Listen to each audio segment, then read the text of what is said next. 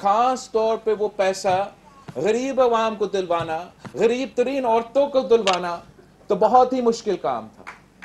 मैं आज आपको बताना चाहूँगा कि इस मुल्क का हर बाबू, हर ब्यूरोक्रेट इस प्रोग्राम के खिलाफ थे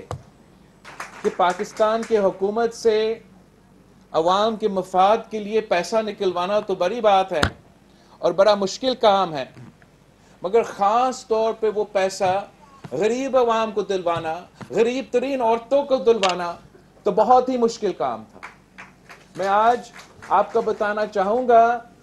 कि इस मुल्क का हर बाबू, हर ब्यूरोक्रेट इस प्रोग्राम के खिलाफ थे।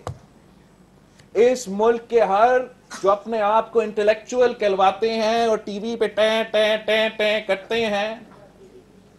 आज तो बेनज़ीर इनकम सपोर्ट प्रोग्राम के बड़े तारीफ करते हैं, मगर उस वक्त खिलाफ थे, इसकी मुखालफत करते थे। हमारे सारे जो पाकिस्तान में सियासी जमातें हैं, ख़ास तौर पे हमारे जो मुखालफीन हैं, उन्होंने तो डट के इस प्रोग्राम का मुखालफत किया। वो कहते थे कि हम मुल्क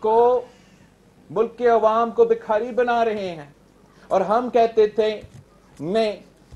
हम मुल्क के अवाम को, मुल्क के गरीब तरीन औरतों को उनका हक दिलवा रहे हैं। और इस पूरा प्रोपेगेंडा के माहौल में सदर जरदारी हर हफ्ता अपना प्रेसिडेंट हाउस में बेनज़ीर इनकम सपोर्ट प्रोग्राम को इम्प्लीमेंट करवाने के लिए वीकली मीटिंग्स करवाता था, और एक साल के अंदर ही अंदर मुल्क भर में बेनज़ीर इनकम सपोर्ट प्रोग्राम का पैसा गरीब तरीन औरतों को पहुंचने